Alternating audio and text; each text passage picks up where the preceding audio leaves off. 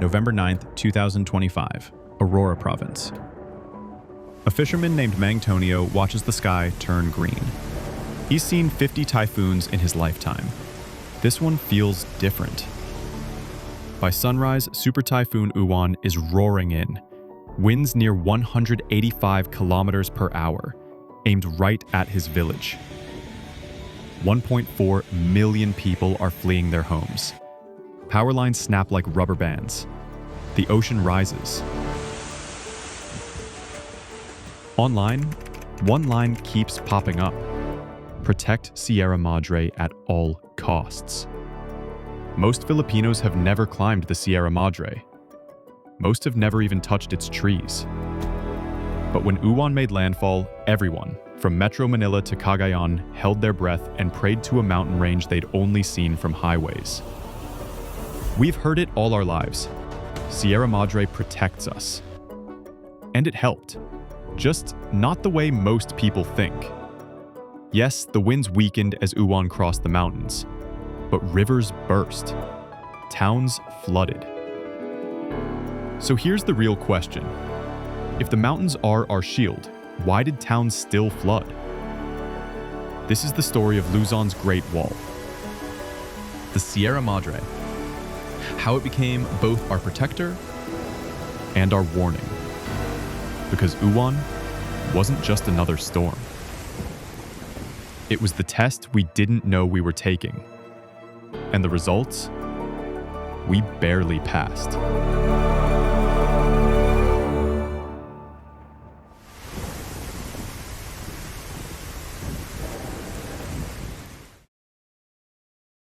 Pull up a satellite image of Luzon. See that dark green spine running down the east coast? That's the Sierra Madre, 500 kilometers long, a green wall facing the Pacific. The longest mountain range in the Philippines, rising nearly 2,000 meters, facing the open ocean, our first line of defense. To the west rises the Cordillera Central, towering nearly 3,000 meters, home to the rice terraces of Ifugao and the cool valleys of Baguio. Between them sits Caraballo, the quiet middle child that links the two. That connection cradles the headwaters of the Cagayan River, Luzon's lifeline, the longest river in the country. Together, they're part of the Luzon orogenic system, fancy words for these ranges grew together. What Filipinos lovingly call the Great Wall of Luzon. For generations, we've believed this wall protects us from the Pacific's fury. But before we celebrate it as a shield, we need to ask, does it actually stop storms? Or just change them? Because what looks like protection from one angle might be a trap from another. Let's get one thing straight. Mountains don't block typhoons. They mess them up. Here's how. First, friction. Imagine a spinning top gliding on glass. Smooth, fast, unstoppable. Now make it spin on carpet. It wobbles and slows down. That's what happens when a typhoon slams into the Sierra Madre. The rough land drags on the winds near the ground, stealing their energy. Scientists call it frictional drag. Second, shape collapse. ABS-CBN meteorologist Ariel Rojas explains it perfectly. The structure of a typhoon is vertical, standing upright. You know how when you stand up a slinky and tilt it, you can't see the hole from end to end anymore? That's what mountains do to a storm's core. But here's the catch. Rojas clarifies something crucial. On the radar, you can still see the storm's center. The typhoon center doesn't disappear. It just gets twisted. In a way, it can weaken the typhoon slightly, but it's not significant weakening. Let that sink in. The mountains do weaken typhoons, but only by a little. Storm chaser Josh Morgerman puts it even more bluntly on his Facebook page. The Sierra Madre chain weakens typhoons after they make landfall on the east coast of Luzon. These mountains do not protect the east coast of Luzon, which regularly experiences some of the strongest tropical cyclone impacts in the world. Read that again. After they make landfall, the mountains don't protect the coast. They can't. By the time the storm hits those slopes, It's already torn through coastal towns with full Category 5 fury. Mangtonio learned this the hard way.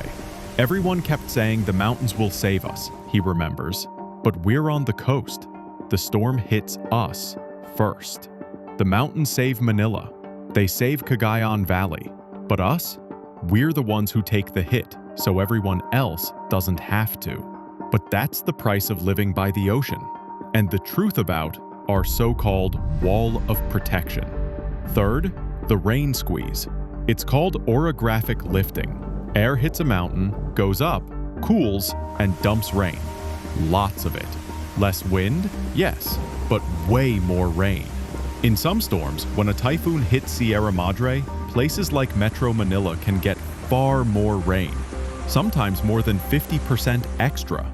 In Cagayan Valley behind the mountains, wind speeds can drop by half, but that same wall traps humid air, dumping rain over central and western Luzon. So here's the trade-off. The same wall that breaks the wind also brews the floods, and as the planet warms, storms get wetter. Scientists predict Western Pacific typhoons will be slower, stronger, and about 10% wetter. Here's the paradox scientists call the hazard exchange.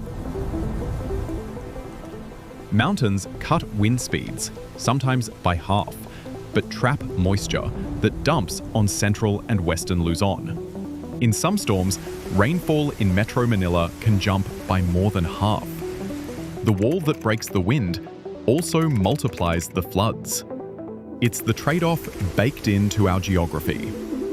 And when forests vanish from those slopes, when trees that once soaked up rain are gone, the wall doesn't help as much. It can even turn against us. Without roots to hold the earth, rain becomes torrents. Slopes collapse, towns disappear. That's not nature's wrath. That's our neglect. Every typhoon writes its own test of the Great Wall. Let's talk about 3 storms and what they taught us. November 8th, 2013, Tacloban City. Yolanda, Haiyan, was one of the strongest storms ever recorded and slammed into the Visayas.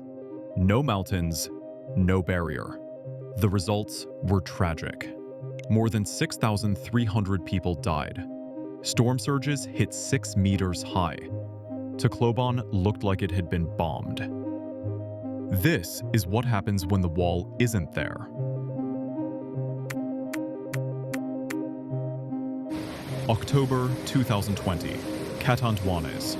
Super Typhoon Rolly made landfall with 315 kilometers per hour winds, the strongest ever recorded at landfall. Southern Luzon took the full hit. But then Rolly crossed the Sierra Madre. Within hours, it weakened from a super typhoon to a regular one. The mountains helped. Winds dropped fast after landfall, but the damage was still massive. Lahar flows around Mayon, floods, and 32 lives lost. The wall held, but it didn't stop the destruction.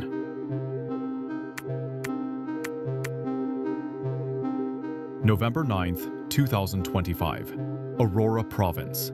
The winds weakened as Uwan crossed the mountains. For central Luzon, the Sierra Madre did its job. Wind damage was far less than it could have been. But in Aurora, where Uwan made landfall, Mangtonio and his neighbors faced the full fury. 185 kilometers per hour winds. Roofs torn off. Homes destroyed. The winds did what we expected, Mangtonio says, looking at his damaged village. But this water, this is something else. Because even as the mountains weakened the winds, they couldn't stop the rain. Central Luzon flooded. Rivers burst their banks. Power lines went down across entire provinces. 1.4 million people were evacuated. The mountains reduced the wind, but they couldn't hold the water. Aurora got the wind. Central Luzon got the flood. And both paid the price. Every storm rewrites what we think we know, and the next one could rewrite everything. If mountains are our walls, then forests are the armor plating.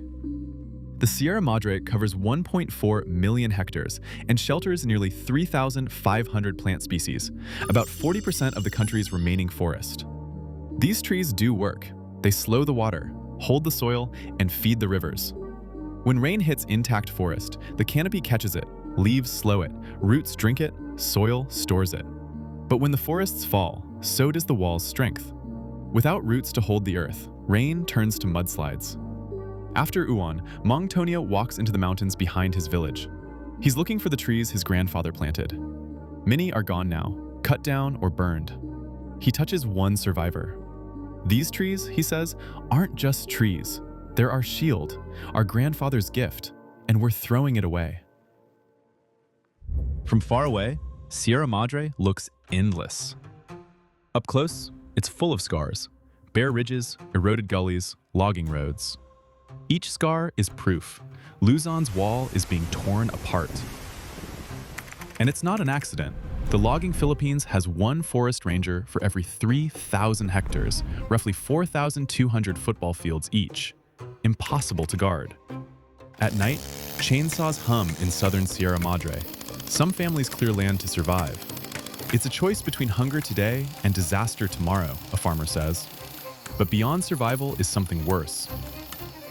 Corporate-scale destruction. A satellite image goes viral. Lush forest turned to red gashes. It's a legal nickel mine. Legal doesn't always mean harmless. Open-pit mining scrapes away entire hillsides and the trees that held them together. When the next typhoon hits, there's nothing left to slow the water. Then there's the Kaliwa Dam, a $1 billion peso project that will submerge 291 hectares of forest and displace 39 indigenous communities.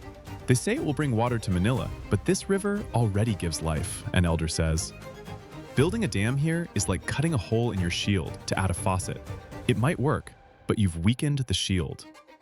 Every illegal log, every unmonitored pit, every permit signed for profit chips away at our first line of defense. A wall bleeding from within can't protect anyone for long.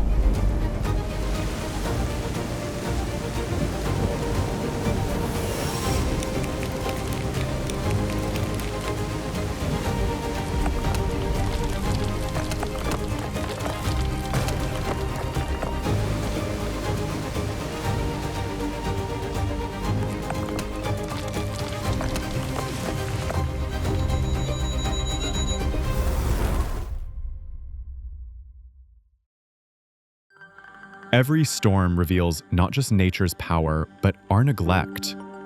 Tonio's grandson asked him, "If the mountains protected us, why did people still die?" "I didn't know what to say," Tonio admits. "So instead, we planted a tree." "One tree won't stop a typhoon," he smiles. "But maybe if everyone plants one." If we keep removing forests, the next Uwan won't just flood towns, it could wipe some off the map. But other countries have figured it out. Japan protect their mountain shields with both green defense, forests, and gray defense, smart engineering. They plant, they build smart, they survive. We can too, because the question was never whether the wall can stop a typhoon, it's whether we can stop destroying it. The mountains have guarded us for millennia. Now it's our turn to guard them. Tonio and his grandson stand before the forest they replanted, the wind calmer, the horizon glowing. If you've ever thanked the Sierra Madre after a storm, if you've ever felt relief when the winds died down, this is your moment. Plant, speak up, demand accountability. Protecting the mountains isn't charity, it's how we keep people safe. So before you click away, 2 quick favors that actually help. Subscribe, so you'll see more stories that protect lives, not just get views.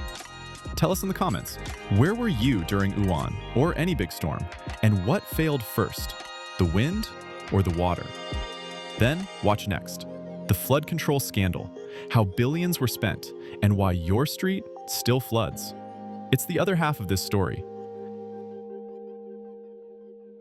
Protect Sierra Madre at all costs.